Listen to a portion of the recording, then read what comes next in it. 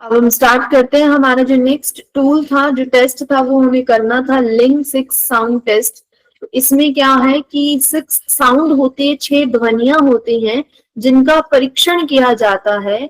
और ये जो होता है सुनने की अक्षमता वाले बच्चों के सुनने की तकनीक की जांच है कि वो जो सुन रहे हैं उसकी तकनीक क्या है, किस तरह से वो सुन रहे हैं, या फिर जो उनका कोक्लियर इम्प्लांट है ना, ये हियरिंग एड है, उसकी फंक्शनिंग के लिए होता है कि उससे जो आपने कोक्लियर इम्प्लांट करवा दिया या हियरिंग एड दे दिया बच्चे को, उसके बाद जो उसके सुनने की क्षमता है वो कैसी है, कैसे काम कर रही है, उसके लिए किया जाता है।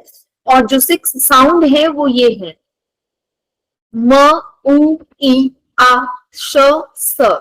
ये कवर करती है फुल स्पीच फ्रीक्वेंसी रेंज को। भाषण की पूरी आवर्ती सीमा को कवर करना है कि जो स्पीच हो, भाषण होता है ना, तो भाषण स्पीच जो है उसकी जितनी भी आवर्ती सीमा है, की जो आवर्ती होती है, फ्रीक्वेंसी होती है बोलने की, उस चीज को कवर कर लेती है ये 6 साउंड। तो इन 6 साउंड के माध्यम से जो है उसको टेस्ट किया जाता है। से वन ऑफ द 6 साउंड कैसे परफॉर्म किया जाता है ये हम देख लेते हैं। तो इसमें क्या होता है कि कोई एक साउंड पहले कहा जाता है, 6 में से कोई भी एक साउंड कहा जाएगा।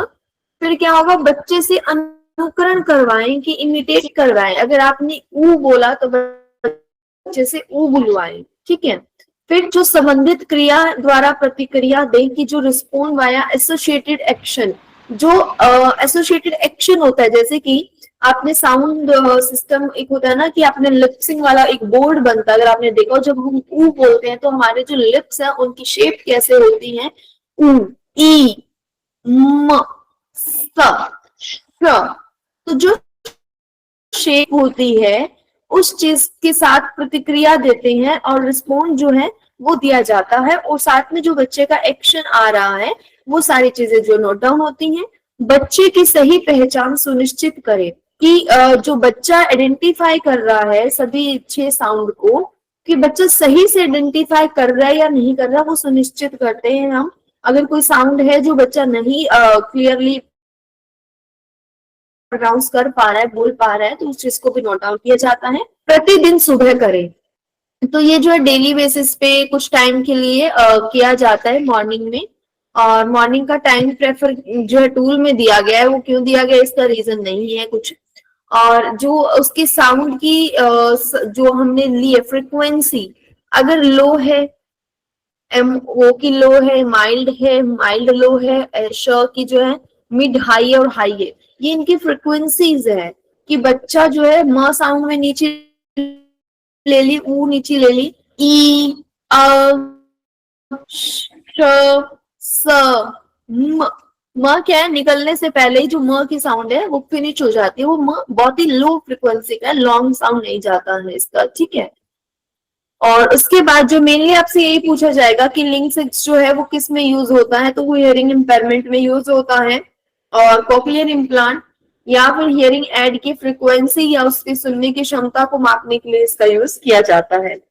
ये क्या करने के काम आता है, उपकरण की समस्याओं को पहचान करता है कि जो डिवाइसेस दिए गए हैं या जो हियरिंग एड दिया गया है, कोक्लियर इम्प्लांट किया गया है, तो उसकी कोई समस्या है तो उसका पहचान करता है। सुनने में बदलाव की निगरानी रखता है कि कहीं सुनने में कोई बदलाव तो नहीं हो रहा है, उस चीज की निगरानी करता है। सक्रिय सुनने, एक्टिव लिसनिंग जो होती है ना, कि किसी ने कुछ कहा, ये नहीं कि मैं कुछ बोलूंगा और तुम्हें सुनना है, तब नहीं, तब तो हम अटेंटिवली सुन रहे हैं ना। जैसे कि हमारा आई चेकअप होता है और हमें बोला जाता है कि आपके सामने जो है वो है स्नेल चार्ट लगा होता है, आपको पढ़ना है ABCD, बड़े अक्षरों से छोटे अक्षरों के उच्चारण, हम ऐसे आंखें खोल के उसको ध्यान से पढ़ते हैं। तो वो बात नहीं, वो हो गया कि जब अलर्ट हो आप, आपको पता है कि आपको कुछ पढ़ना है, और ऐसे ही जब आपको पता लग गया कि मैं एक साउंड बोलूंगा और वो आपको रिपीट करना है, तो आप बहुत अलर्ट होके सुन रहे हैं। लेकिन इसका एक्टिव लिसनिंग है कि रैंडमली कभी भी किसी ने कुछ बोला तो आप एक्टिवली उस चीज को सुन रहे हैं, ठीक है। उसके बाद है cover full speech frequency range, जो हमारी स्पीच होती है उसकी जो फ्रिक्वेंसी रेंज होती है जितनी, उस फुल फ्रिक्वेंसी रेंज को ये कवर करते हैं जो साउंड है, ठीक है। ये हमारा टेस्ट है। इसके बाद हम आ जाते हैं प्रशस्त पे। प्रशस्त जो है एनसीईआरटी द्वारा ये दिया गया एक स्क्रीनिंग टेस्ट है, स्क्रीनिंग टेस्ट जो कि ये आइडेंटिफाई करता है कि क्या आगे कोई असेसमेंट की जरूरत है या नहीं। ठीक है, एनसीईआरटी ने दिया है। एनसीईआरटी की फुल फॉर्म भी याद रखना, national council of educational research and training. ये जितने भी हमारे बॉडीज हैं या एक्ट है या सेंटर्स है ना, एनसीटीई है, आरटीई एक्ट हो गया, और जो आरसीआई हो गया, एससीआरटी हो गया, एनसीईआरटी हो गया, इन सब की ना स्पेलिंग्स याद रखना, क्योंकि ना कई बार इसमें मैचिंग से या फिर सिंगल का भी जो फुल फॉर्म पूछ लिया जाता है। ठीक है, और टूल्स के भी फुल फॉर्म पूछ लिए जाते हैं, जैसे हमने एफएससीपी, बेसिक एमआर और ईसा डीटीएलआर किया है, डाली किया है, इन सब के फुल फॉर्म पूछे जा सकते हैं, ये भी याद रखना। उसके बाद जो प्रशस्त है उसका पर्पस क्या है, जो 21 डिसेबिलिटीज है आरपीडब्ल्यूडी एक्ट में, उसकी औपचारिक रूप से मूल्यांकन के लिए जरूरत है या नहीं है, इस चीज की पहचान करता है ये। ठीक है, अब इसके बाद करते हैं कंपोनेंट्स में। तो इसमें दो पार्ट होते हैं। पार्ट 1 होता है नियमित शिक्षकों द्वारा प्रारंभिक स्क्रीनिंग किया जाता है कि जो रेगुलर क्लास टीचर्स हैं वो उसको कर सकते हैं, टिक कर सकते हैं क्या चीज कर रहा है क्या चीज नहीं कर रहा है, यस और नो में आंसर देना होता है। उसके बाद है सेकंड लेवल, उसमें क्या है, विशेष शिक्षकों या प्रधानाचार्य द्वारा विस्तृत स्क्रीनिंग की जाती है, जिसमें कि डिसेबिलिटी वाइज भी दिया हुआ है और वो चीजें डिस्क्रिमिनेट करके दे रखी है उसमें अच्छे से, कि आपको जिसका चांस लग रहा है उसको स्पेसिफिकली दोबारा कर सकते हैं आप। और जो नॉर्मल क्लास टीचर है वो पार्ट 1 यूज करें, वो किसी डिसेबिलिटी पे नहीं जाए, वो सब जो आइटम्स उसमें मिक्स हैं और उन सबको टिक करते हैं, यस या नो, कोई चीज है बच्चा करता है या नहीं करता, वो चाहे प्रॉब्लम की बात है चाहे कंप्लीटली करने ना करने की, स्टेटमेंट में सब मेंशन है। आपको स्टेटमेंट को पढ़ के सिर्फ यस और नो में आंसर देना है। ठीक है, जो आंसर जो होगा यस में होगा तो नेगेटिव को रिप्रेजेंट कर रहा है इसमें भी, क्योंकि स्टेटमेंट इसमें ये इस तरह से है कि बच्चा चल नहीं सकता, या बच्चा सही से बैठ नहीं सकता, बच्चा देख नहीं पा रहा, बच्चा सही से पढ़ नहीं पा रहा, लिखते समय परेशानी होती है, तो सारी चीजें प्रॉब्लम्स लिखी हुई है उसमें। उन प्रॉब्लम्स अगर वो है यानी यस है तो चांसेस हैं कि बच्चे को फॉर्मल असेसमेंट की जरूरत है। अगर ज्यादातर ऑप्शन नो आते हैं कि मोस्ट ऑफ नो आ रहे हैं तो जो है बच्चे को जरूरत नहीं है, और उसमें जो परसेंटेज अच्छे से दे रखा है कि कितनी चीजें हैं जो क्या चीजें होने पर जो रेफरल किया जाना चाहिए। ठीक है, एक बार मैं इसकी क्लास के बाद पीडीएफ उसके दिखा दूंगी क्योंकि सबसे मेन टूल है वो। उसके बाद जो है ये अवेलेबल है, इसकी मोबाइल ऐप भी अवेलेबल है और बुकलेट भी अवेलेबल है, दोनों तरह से अवेलेबल है, आप कहीं भी यूज कर सकते हैं। जैसे DALI का, डाली का हमारे पास था ना जो लर्निंग डिसेबिलिटी का है, वैसे ही इसके लिए भी ऐप अवेलेबल है। कौन कौन यूज कर सकते हैं, टीचर्स यूज कर सकते हैं, स्पेशल एजुकेटर यूज कर सकते हैं और प्रिंसिपल भी यूज कर सकते हैं। ठीक है, इस टूल के बारे में इतना ही कि सबसे पहला जो स्क्रीनिंग टूल है एनसीईआरटी ने दिया है, दो पार्ट है, पार्ट 1 और पार्ट 2। पार्ट 1 में कॉमन आइटम्स दी हुई है सभी जो सभी डिसेबिलिटी से हैं, और पार्ट 2 में डिसेबिलिटी वाइज भी दिया हुआ है जो कि स्पेशल एजुकेटर के लिए यूज करते हैं। और पार्ट 1 पूछा जाए तो जो सामान्य नियमित कक्षा का जो टीचर है वो यूज करता है। ठीक है, उसके बाद है बेसिक एमआर। बेसिक एमआर का फुल फॉर्म क्या है, behaviour assessment scale for Indian children. MR का मतलब है मेंटल रिटार्डेशन। मेंटल रिटार्डेशन जो कि पहले यूज होता था अब नहीं होता, लेकिन जब ये टूल बना तो एमआर था, तो टूल का नाम हम चेंज नहीं कर सकते हैं। कोई भी मेंटल बेसिक एमआर की जगह बेसिक आईडी का भी यूज मत करना, क्योंकि ये टूल का नेम है और ये हम चेंज नहीं कर सकते। ठीक है, ये किसने डेवलप किया, इंडियन रिसर्चर्स हैं जिन्होंने डेवलप किया। नेम यहाँ पे मेंशन नहीं है। 1992 का भी आप मत जाइएगा, मैं श्योर नहीं हूँ, एक सेकंड रुको, 1992 का नहीं। मैम रीटा पेशावरिया जी, रीटा पेशावरिया, ये सही बताया, रीटा पेशावरिया ने किया है ये। और यस बैंकटेक्सन जी, रीटा पेशावरिया और यस बैंकटेक्सन जी थे, दोनों लोग थे जी। तो उन्होंने जो डेवलप किया ये जो है कंटेंट, कई बार जब हम बनाते हैं तो इंडियन रिसर्चर ओनली मेंशन कर दिया, शॉर्ट में दे दिया, चलिए, क्योंकि कंसाइज नोट्स बनते हैं ना कि कम से कम डाटा जितना इंपॉर्टेंट है उतना ही। बट रीटा पेशावरिया जो जी वेकेंटेशन है वो पूछा जाता है, इनका नाम पूछा जा सकता है बेसिक एमआर का। और NIMH जो है सिकंदराबाद, वहां पे डेवलप हुआ। इसका जो मेन काम है वो है कि एक तो ये आईईपी के लिए यूज होता है, ये याद रखना। आईईपी में एक तो एफएससीपी यूज होता है, एमडीपीएस यूज होता है, बेसिक एमआर यूज होता है। मेनली जो इंटेलेक्चुअल डिसेबिलिटी वाले बच्चे हैं उन तीनों के लिए ये चीजें यूज होती हैं। और एफएससीपी जो है फंक्शनल असेसमेंट है, तो वो हम कहीं ना कहीं जो लर्निंग डिफिकल्टी वाले या डिस्ग्राफिया के जो बच्चे उनके लिए भी यूज कर लेते हैं, या ऑटिस्टिक एसोसिएटेड कंडीशन है वहां भी यूज करते हैं।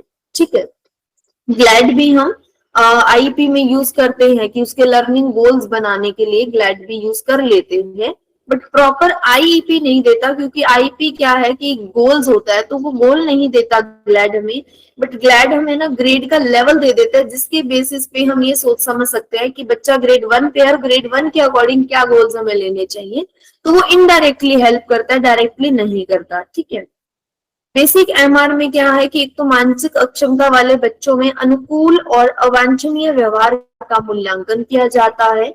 अवांछनीय कौन से होते हैं? जो कि माल एडेप्टिव बिहेवियर है, जो चाहकर नहीं कर रहा बच्चा, अचाहते मतलब बिना चाहते हुए अनप्रोफेशनल अनमीनिंगफुली हो रहा है, कि वो चाहता नहीं है लेकिन उससे हो जाता है और उसे खुद नहीं पता कि कैसे होता है, इनवॉलेंटरली। ठीक है, और ये दूसरा जो आईपी के लिए यूज होता है। अब इसमें भी पार्ट 1 और पार्ट 2 दो है, पार्ट ए और पार्ट बी। पार्ट ए में क्या है, कुछ अनुकूलात्मक कौशल है, और पार्ट बी में जो है एडेप्टिव बिहेवियर है, यानी अवांछनीय व्यवहार या फिर समायोजित व्यवहार हम कह देते हैं, जो कि सोशली एक्सेप्टेड नहीं है वो बिहेवियर। ठीक है, आइटम्स कितने कितने 280 इन 7 डोमेन्स, 75 इन 10 डोमेन्स। आइटम से भी नहीं पूछेगा, इसमें जो है स्कोरिंग देख लो। स्कोरिंग क्या होता है कि पार्ट 1 जो है उसमें 0 to 5 का स्कोरिंग रेट है। हायर जो स्कोर है 5 वो जाएगा बेटर फंक्शनिंग के लिए। इसमें देखो पॉजिटिवली है कि जो यस है या हाई स्कोर है वो पॉजिटिव को रिप्रेजेंट कर रहा है, और कम वाला जो है वो नेगेटिव को रिप्रेजेंट कर रहा है। और इसकी जो स्कोरिंग होते हैं वो प्रॉम्प्टिंग के बेस पे है, कि वर्बल प्रॉम्प्ट है, गेस्ट्रल प्रॉम्प्ट है, क्लू है, मॉडलिंग है, या इंडिपेंडेंट है। इस तरह से डिपेंडेंट से इंडिपेंडेंट की तरफ जाता है। ठीक है, हायर स्कोर जो है मोर डिजायर जो बिहेवियर है उसमें भी हमें ये है कि जो उसमें माल एडेप्टिव बिहेवियर है, खुद को नोचता है, किसी को मारता है, आक्रामक बिहेवियर है, चिल्लाता है, इस तरह से बिहेवियर मेंशन है ओनली। उसमें जो है बच्चे का अनुकूल एडेप्टिव सोशल स्किल्स है ना, जो सोशल स्किल्स मेंशन नहीं है, या एकेडमिक का पार्ट जो है वो मेंशन नहीं है। इसमें सिर्फ उसके बिहेवियर से रिलेटेड चीजें हैं।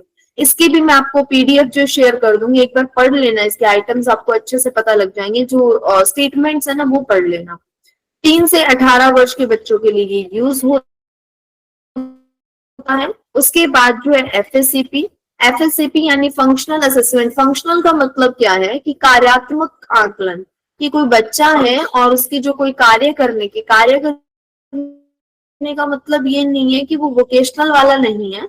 यहाँ पे कार्य करने का मतलब है कि बच्चा खड़ा हो सकता है, बच्चे की हैंड का राइट की तरफ जो रिस्ट मूवमेंट है वो सही है, लेफ्ट की तरफ रिस्ट मूवमेंट सही है, बच्चा जो काउंटिंग जो है मनी काउंट कर रहा है, इस तरह की छोटी छोटी चीजें, स्पीच क्लियर है, बोल पाता है, अपनी जरूरत बता पाता है, इस तरह से कि कहीं ना कहीं एडीएल से रिलेटेड है सारी चीजें। ठीक है, used widely in special education in India and ये जो है मानसिक अक्षमता वाले बच्चों के कौशल का मूल्यांकन करता है, स्किल्स का आकलन करता है, उनके एवेल्युएशन करता है, और शैक्षिक कार्यक्रम योजना यानी आईपी बनाने में काम आता है। ठीक है, इसमें जो डोमेन्स है वो है personal, social, academic, occupational, recreational and self help skill. ये जो इसके डोमेन्स हैं, यानी सारे डोमेन्स वाइज है ना वो उसने काम लिए। जैसे पर्सनल में आ गया कि खाना खुद से खा लेता है, वॉशरूम खुद से जा सकता है, या हैंड वॉश कर लेता है, इस तरह के आ गए। सोशल में कम्युनिकेशन का आ गया कि ग्रीट करता है, हेलो हाई करता है, या किसी से पूछता है सॉरी थैंक यू जैसे मैजिक वर्ड्स जो है वो यूज करता है या नहीं है।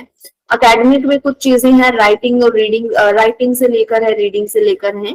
ऑक्यूपेशनल थेरेपी में जो है चीजें ग्रॉस मोटर हो गई, उससे रिलेटेड। रिक्रिएशनल में जो प्ले टाइम है या मनोरंजन की जो चीजें हैं, गेम्स वगैरह, उन चीजों से रिलेटेड है। सेल्फ हेल्प स्किल की खुद की हेल्प करने वाली जो चीजें हैं वो कर पाता है। ठीक है, कि डिपेंडेंट नहीं है, एटलीस्ट वो चीजों से रिलेटेड है।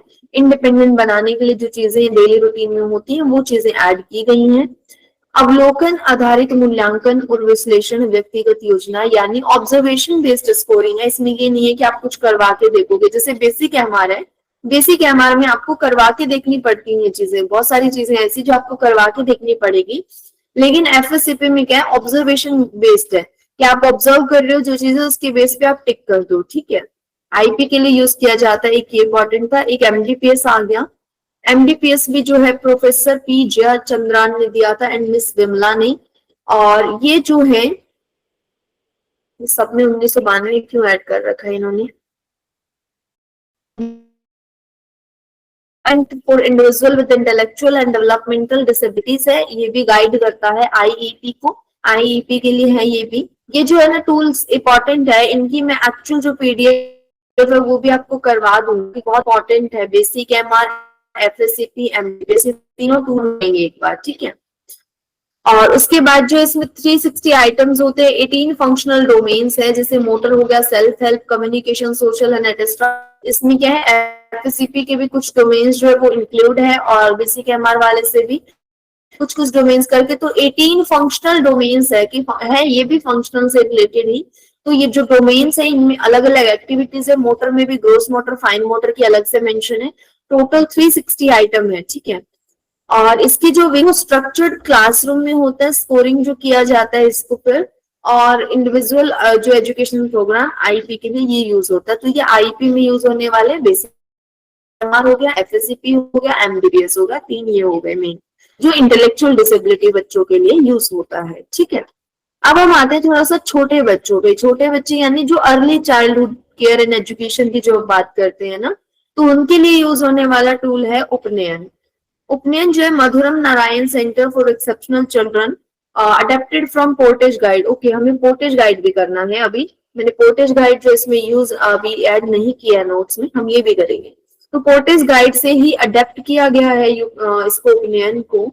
और ये 0 से 6 साल के बच्चों पर यानी बाय बर्थ से लेकर 6 साल तक के बच्चों के में कोई भी विकासात्मक जो देरी है उसको आइडेंटिफाई करता है ये। और इसमें जो है असेसमेंट चेकलिस्ट है, कुछ एक्टिविटी कार्ड्स हैं और ऑप्शनल कंप्यूटर प्रोग्राम्स है कुछ, तो इनके द्वारा जो है इसका असेसमेंट किया जाता है। कुछ एक्टिविटी कार्ड्स होते हैं, कार्ड्स में अगर मुझे कहीं मिलेंगे मैं आपको कार्ड्स भी दिखा दूंगी। तो वो सारी चीजें हैं। और उसके बाद है आरंभ, ये भी छोटे बच्चों के लिए यूज होता है और ये जो है यूनिसेफ द्वारा सपोर्ट किया जाता है। और 0 से 6 साल के बच्चों के लिए प्रारंभिक जो है ना, बहुत छोटे बच्चों उनके लिए आरंभ और उपनयन है मेनली, और एक कॉटेज गाइड भी है।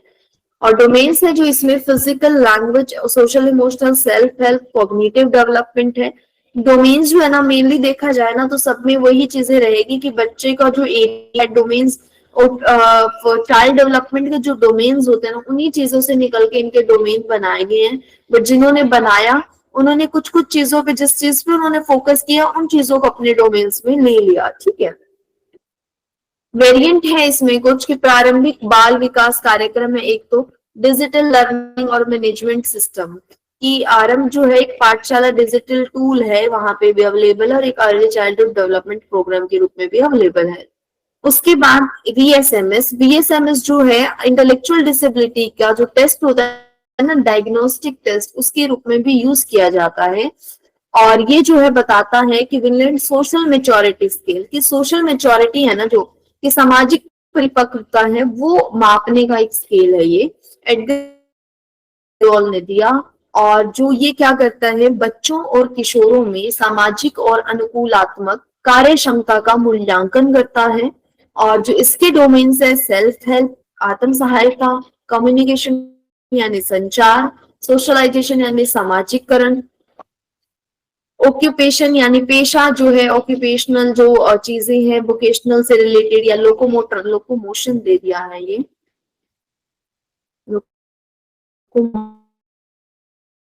ओके आगे पीछे, ओके सेल्फ डायरेक्शन इधर है। ऑक्यूपेशन गतिशीलता से आ गया, और जो लोकोमोशन गतिशीलता हो गया, लोकोमोटर यानी गत्यात्मक कौशल जो है उससे रिलेटेड, आत्म निर्देशन यानी सेल्फ डायरेक्शन।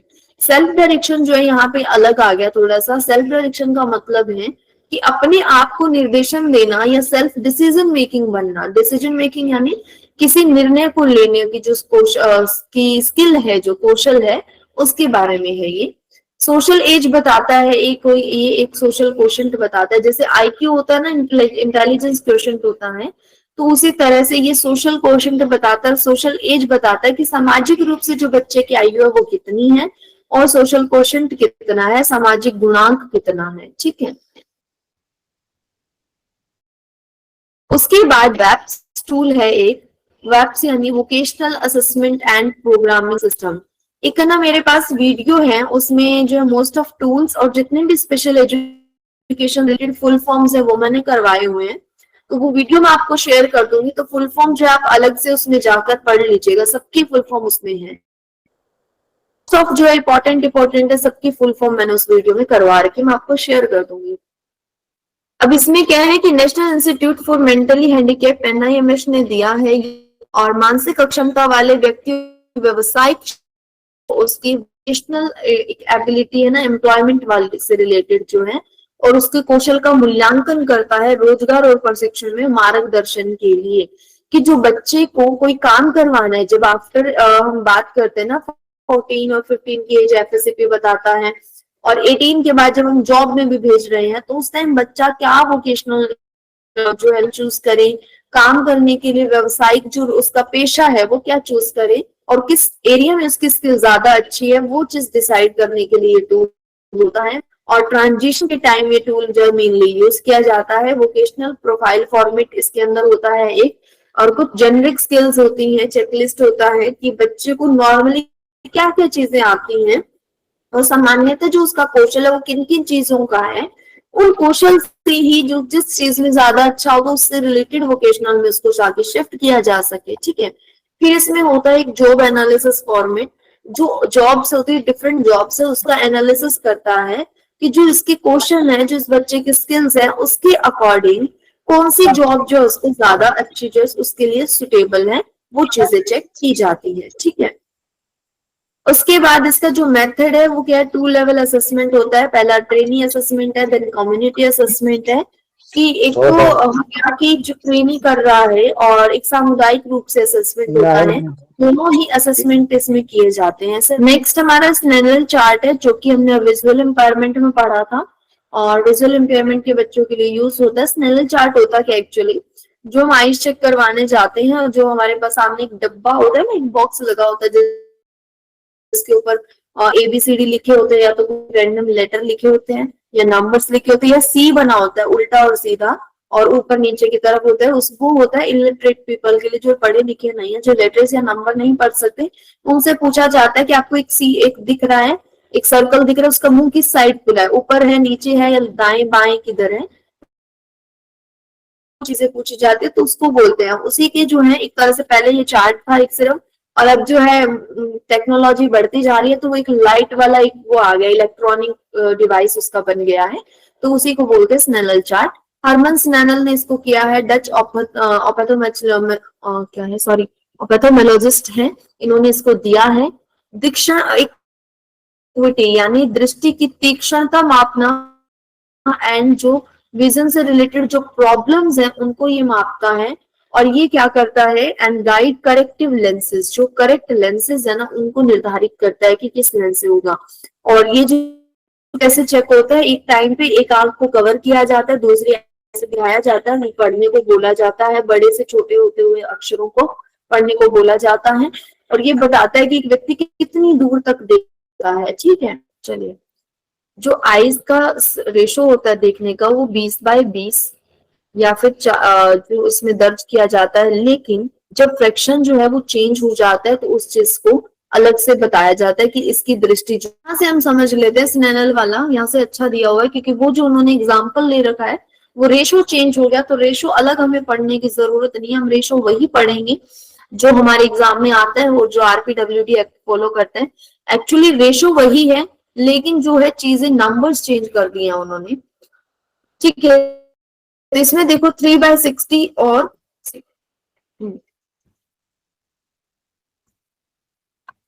यहाँ पे है कि विजुअली एक्टिव जो होता है 360 और 1020 वाला, ये जो है हमारे लिए किसका था, डिसेबिलिटी का था, और इसी का जो रेशियो है वहां पे दिया गया है कि सामान्य और जो असामान्य जिसकी कमजोर दृष्टि मानी जाती है, तो उसका दे दिया 20/20 जो है वो है सामान्य दृष्टि, यानी कि जो व्यक्ति 20 फीट से देख पा रहे सामान्य, तो जो व्यक्ति चेकअप करवा रहे वो भी 20 से देख पाएगा कि दोनों 20 से देख पा रहे हैं तो सामान्य है, ठीक है। लेकिन एक सामान्य व्यक्ति जिस चीज को 40 फीट से देख सकता है, उस चीज को दूसरा व्यक्ति अगर 20 फीट से ही देख पा रहा है तो फिर वो क्या है, कमजोर दृष्टि है, ठीक है। अब इसमें और इसमें कंफ्यूज मत होना, क्योंकि ये जो है डिसेबिलिटी का क्राइटेरिया है, ये चीज मैं यहाँ पे जो है क्लियर करना चाहती थी, इसलिए मैं स्लाइड पर लेके आई हूँ। क्योंकि जो ये रेशो है वो है डिसेबिलिटी के लिए, और ये जो रेशो है वो सामान्य और कमजोर दृष्टि के लिए है, तो इन दोनों चीजों में कंफ्यूजन आपको ना हो। और ये भी स्नेलन से ही वो होता है डिसाइड। और एक चीज हमने इसमें और पढ़ी थी कि एक तो था 20/200 और एक था 6/60, यही था आई गेस। तो ये किसके लिए था, कोई बताएगा मुझे? अल्प दृष्टि के लिए। और ये सामान्य दृष्टि विजन के लिए। चले, क्लियर हो गया इतना। ये चीजें थी, हमारे टूल्स हमारे ऑलमोस्ट हो गए हैं।